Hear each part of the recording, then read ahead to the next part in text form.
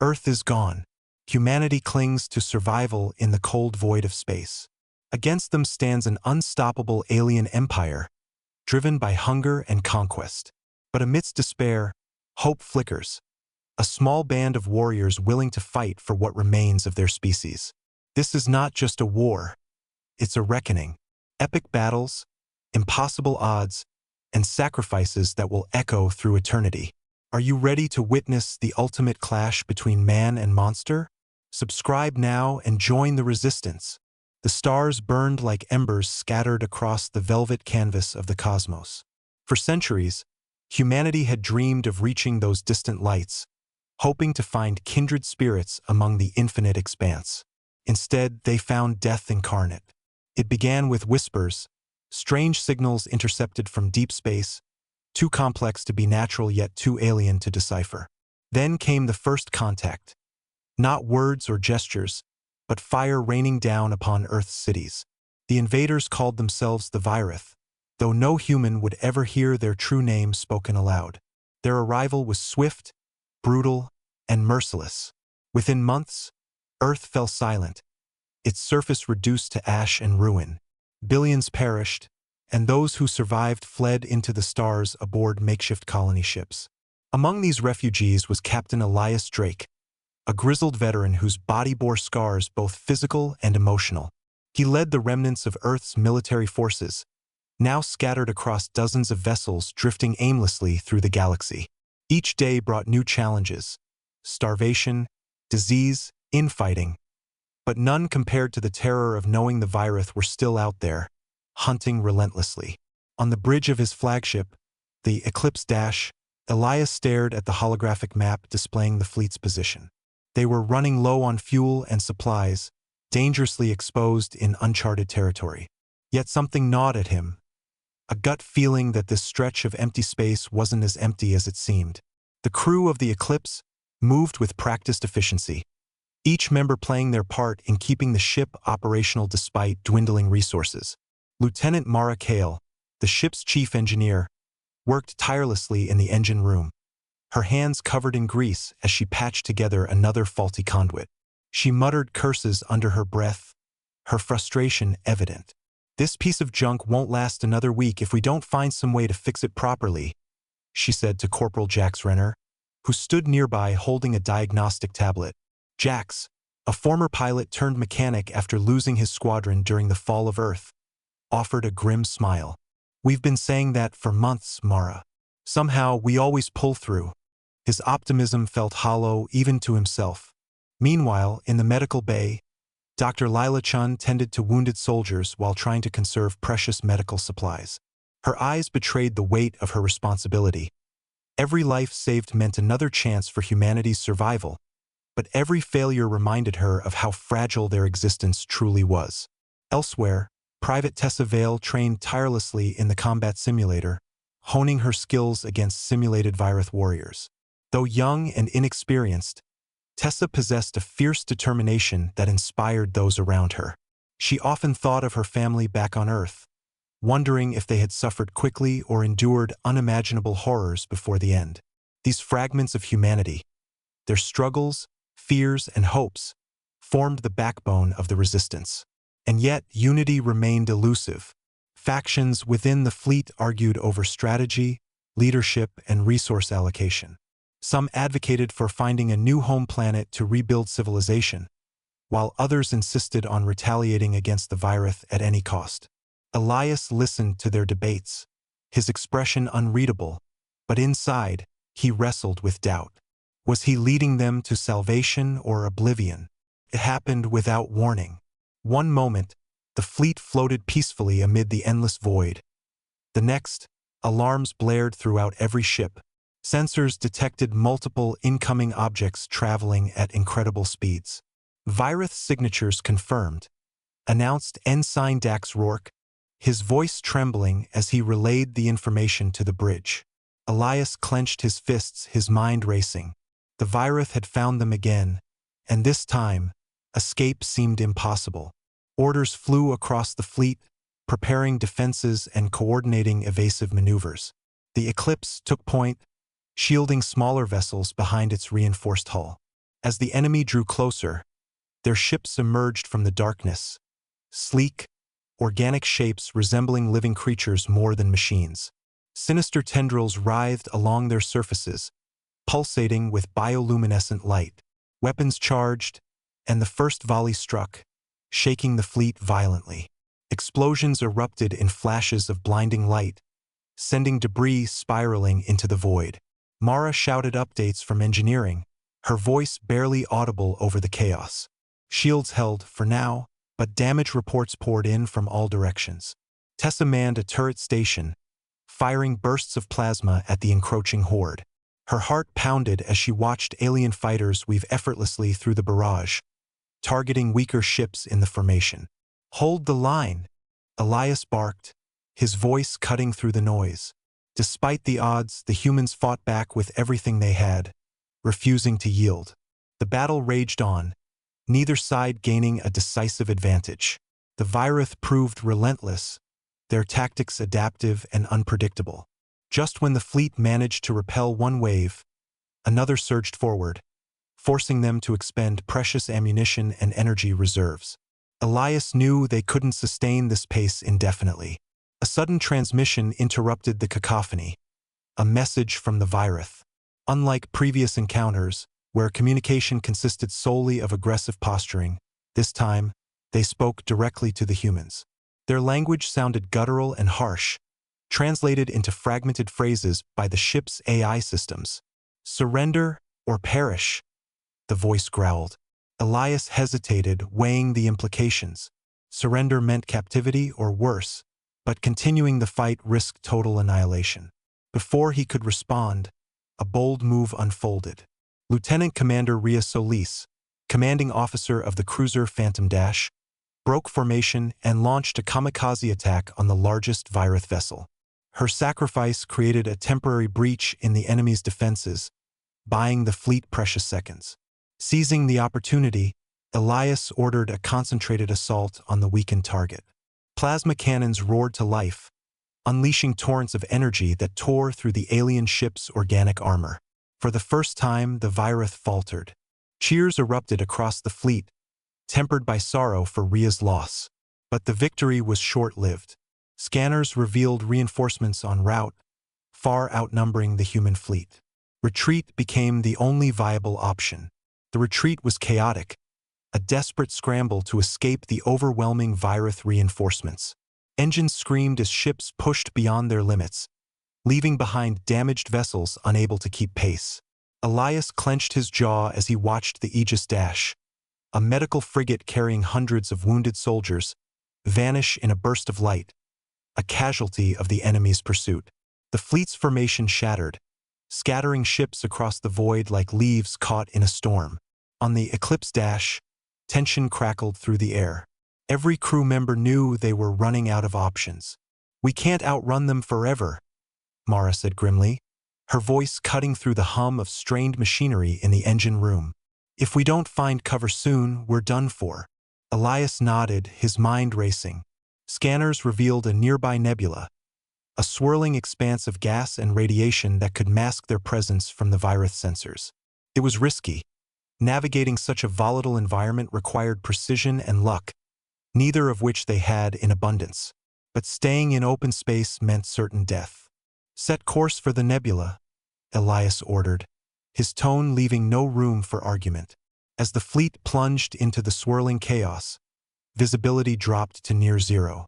Static filled communication channels, isolating ships from one another. For a moment, it seemed they might have shaken their pursuers. But then, faint readings appeared on the scanners, Virith drones probing the edges of the nebula. They weren't safe yet. Inside the nebula, time lost all meaning. Days blurred together as the fleet limped deeper into the toxic haze, systems failing one by one. Dr. Chun worked tirelessly to stabilize patients suffering from radiation sickness, her hands trembling with exhaustion. Supplies dwindled further, forcing rationing measures that left even the strongest soldiers weak and hollow-eyed.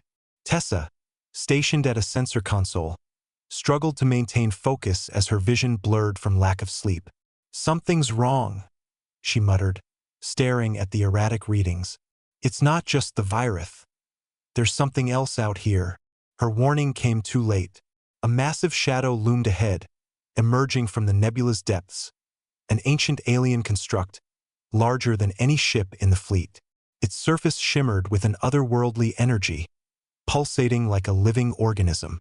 The structure emitted a low-frequency hum that resonated through the hulls of the human vessels, causing headaches and disorientation. Elias stared at the monolith, his instincts screaming danger. Yet curiosity outweighed fear. If this artifact belonged to an older civilization, perhaps it held answers or weapons they could use against the virus. Against better judgment, he ordered a boarding party to investigate. Tessa volunteered immediately, her youthful bravado masking her fear. Joining her were Jax, whose piloting skills would be crucial, and Mara, who insisted on accompanying them to ensure the shuttle's survival. The boarding party approached the monolith cautiously, their shuttle dwarfed by its sheer scale. As they landed on a platform extending from the structure, an eerie silence enveloped them. The air smelled metallic, tinged with something unidentifiable yet deeply unsettling. Armed with plasma rifles and scanning equipment, the trio stepped onto the alien surface. Every step echoed unnaturally, as though the construct itself was alive and listening. Mara scanned the walls, her tablet picking up faint energy signatures.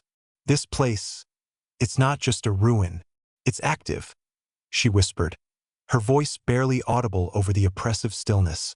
Suddenly, the ground trembled, and panels along the walls slid open, revealing intricate carvings glowing faintly. Symbols shifted and rearranged themselves, forming patterns that seemed almost inviting.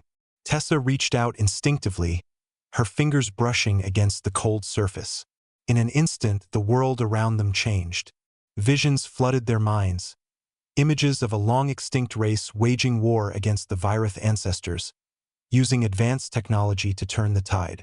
The knowledge was overwhelming, searing into their consciousness like fire. When the visions faded, the trio found themselves holding strange devices, artifacts of unimaginable power. But wielding them came at a cost.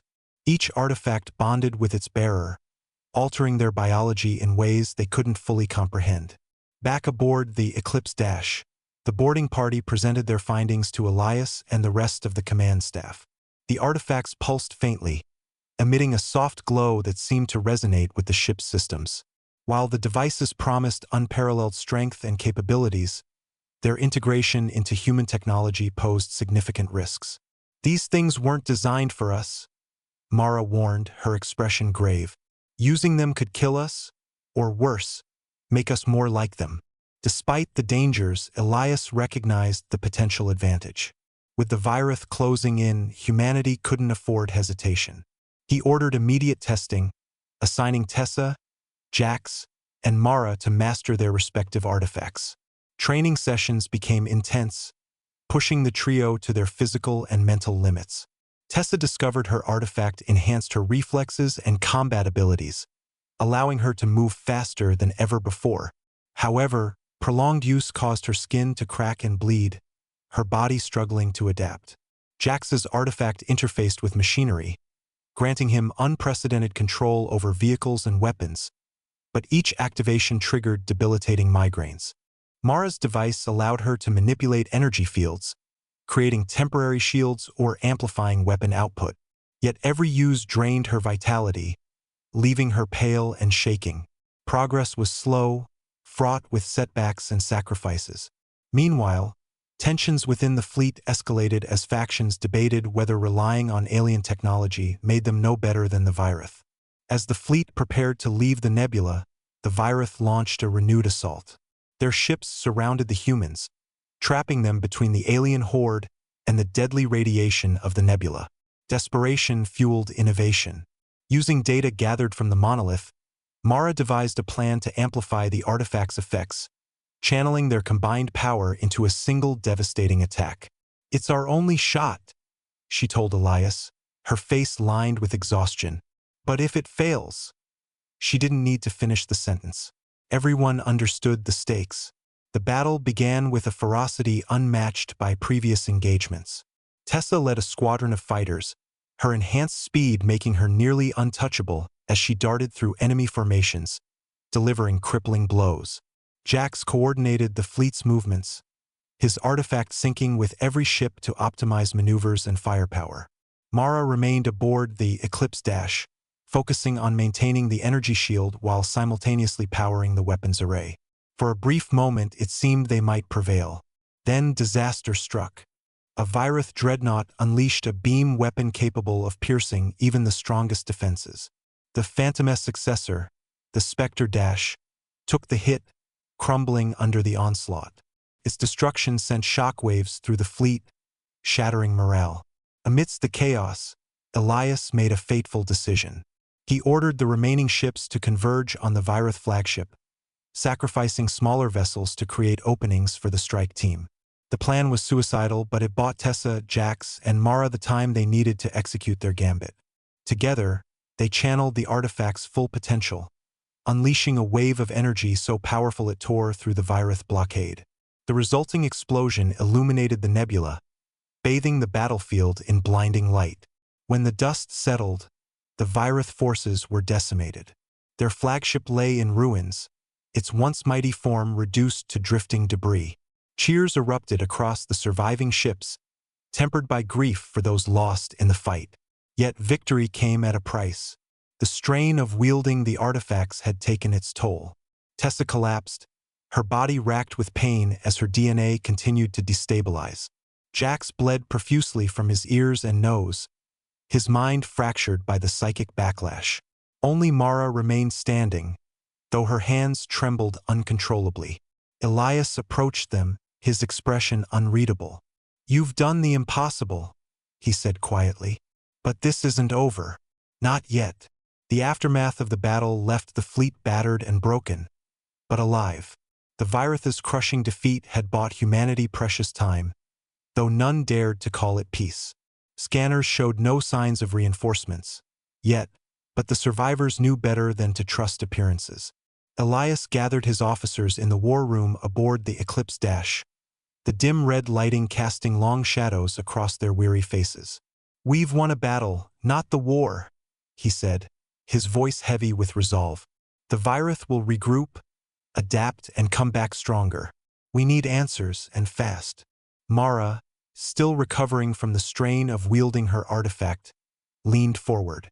"There's more to these artifacts than we realized," she admitted. "They're not just weapons. They're keys to something bigger." Fragments of the visions they'd experienced within the monolith resurfaced in her mind. Glimpses of ancient civilizations, warnings etched into alien languages, and cryptic maps pointing to distant star systems. If we can decode those symbols, maybe we'll find out why the Virith are hunting us, and how to stop them for good. Elias nodded grimly. The decision was unanimous. They would follow the map. The journey to the coordinates revealed by the artifacts tested the fleet's limits. Resources were stretched thinner than ever, forcing rationing measures that bordered on starvation. Morale plummeted as days turned into weeks, the monotony of travel punctuated only by sporadic mechanical failures and tense debates over leadership. Tessa, now confined to medical care due to her deteriorating condition, spent hours staring at the stars through the viewport of the infirmary. Her reflection in the glass seemed foreign, her skin pale and cracked like porcelain. Jax visited her often, his own recovery marked by frequent blackouts and hallucinations. "We shouldn't have touched those things," he muttered one evening, gripping the edge of her bed. "They're changing us, Tessa. What if we become monsters, just like them?" She didn't answer, but her silence spoke volumes. Meanwhile, Mara worked tirelessly to stabilize the artifact's effects, experimenting with ways to mitigate their toll on human biology. Progress was slow, and setbacks were common. Yet amidst the despair, hope flickered. When the fleet finally reached the destination, a remote system dominated by a dying star, they discovered something extraordinary: a derelict alien station orbiting a barren moon. Its design bore similarities to the monolith, suggesting it belonged to the same enigmatic civilization. Exploring the alien station felt like stepping into a nightmare. The air inside was thick and unbreathable, requiring environmental suits for survival. Strange noises echoed through the corridors, distorted whispers that seemed to emanate from nowhere and everywhere at once. Tessa, Jax, and Mara led the expedition, their artifacts acting as both tools and guides. The devices resonated with the station's energy fields, unlocking doors and activating dormant systems. As they ventured deeper, holographic projections began to appear. Scenes of cosmic wars, planetary destruction, and desperate attempts to seal away an unspeakable threat. One image stood out, a massive entity encased in crystalline chains, its form shifting between organic and mechanical. The trio exchanged uneasy glances. "That's what the Virith are protecting," Mara whispered, her voice trembling. "Or maybe serving." Further exploration revealed a central chamber containing a pedestal identical to the ones in the monolith. Embedded within it was another artifact, larger and far more intricate than the ones they carried. It pulsed with an ominous light, drawing them closer despite their instincts screaming to flee. Touching it triggered another vision, one so overwhelming that all three collapsed, clutching their heads in agony. When they regained consciousness, the truth came crashing down like a tidal wave. The Virith weren't invaders, they were prisoners. Millennia ago, the ancients had imprisoned a godlike entity known as the Harbinger, a being capable of consuming entire galaxies. The Virith served as its jailers, tasked with ensuring the prison remained intact. But the Harbinger had begun to awaken, corrupting its guardians and turning them into instruments of chaos. Humanity's arrival had inadvertently destabilized the balance, accelerating the entity's awakening. The visions ended with a choice: destroy the artifact, sealing the Harbinger away forever, or use its power to eradicate the Virith and reclaim Earth, knowing it might unleash untold horrors upon the universe. The weight of the decision paralyzed them. Back aboard the Eclipse Dash, Elias listened in stunned silence as Tessa, Jax, and Mara relayed their findings. "This isn't just about us anymore," Elias said finally. "It's about every living thing in the galaxy. If we make the wrong choice—" He trailed off, unable to finish the thought. The crew debated fiercely, factions forming around each option. Some argued that destroying the artifact was the only moral course of action, while others believed humanity deserved vengeance and salvation at any cost. In the end, the decision fell to Tessa, Jax, and Mara.